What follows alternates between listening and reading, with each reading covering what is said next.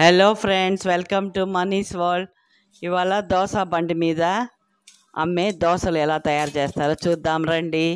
ఇందుకోసం ముందుగా ప్యాన్ పెట్టుకొని మనము ఆవాలు, జీలకర్ర, మినపప్పు, పచ్చెనగపప్పు వేసి బాగా ఎర్రగా వేగాక పచ్చిమిర్చి వేసుకొని సన్నగా తరిగిన కొత్తిమీర, కరివేపాకు కూడా వేసి ఒక 3 స్పూన్ల రవ్వ వేసుకొని, మామూలు బొంబాయి రవ్వ అంటారు కదండి, ఆ రవ్వ వేసి బాగా ఫ్రై చేసి ఒక 2 గ్లాసుల నీళ్లు పోసి పలుచగా ఉప్మాలాగా తయారు చేసి పెట్టుకోవాలి. ఈ దోశ చాలా టేస్టీగా ఉంటుందండి.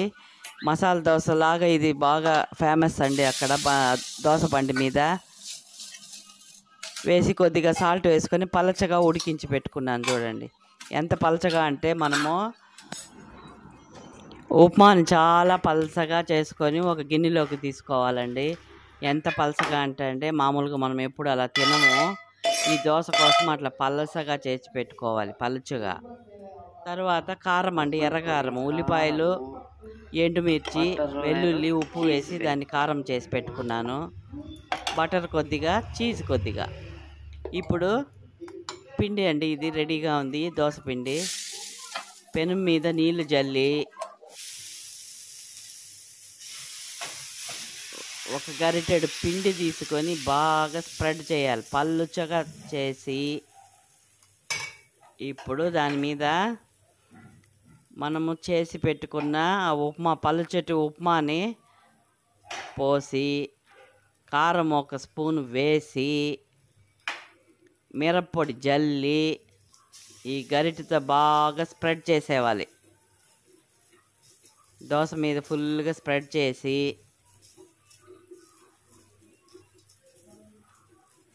కారము, ఉప్మా ఇచ్చి, ఇప్పుడు పప్పుల పొడి, చీజ్. ఇప్పుడు చీజ్ కొద్దిగా గ్రేట్ చేసుకుందాం టేస్టీ కోసం. చీజు ఇవన్నీ వేసి ఈ దోశ ఒక్కొక్కటి 150 రూపాయలు ఉంటుందండి. పెద్ద పెద్ద హోటల్ అయితే ఇంకా ఎక్కువే ఉంటుంది. మనం ఇంట్లోనే చేసుకొని టేస్టీగా తిందామండి. అయిందా? ఇప్పుడు బటర్ కొద్దిగా వేసుకుందాం. బటర్ వేసి, చుట్టూ బటర్ వేసి, ఈ దోశ తిప్పేదంతా ఏం లేదండి. మూత పెట్టి ఉడికించుకొని బాగా ఉడికిన తర్వాత తీసేయడం అంతే. మూత పెట్టి బాగా పైనంతా బాగా ఉడకాలి కదండి, అందువల్ల మూత పెట్టాలి. ఈ దోశ తిప్పేదంతా లేదు, అందువల్ల మూత పెట్టి ఉడికించుకోవాలి.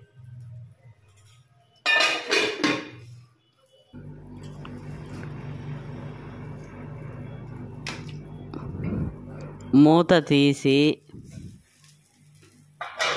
ఎంతో టేస్టీ అయిన దోశ బండి దోశ రెడీ. మనం ఇంట్లోనే చేసుకుంటే చాలా టేస్టీగా, హెల్తీగా ఉంటుందండి. చూడండి ఎంత బాగుందో దోశ. తప్పకుండా ట్రై చేయండి. టేస్టీ టేస్టీ దోశ బండి దోశ రెడీ. నచ్చితే లైక్ చేయండి. బాయ్.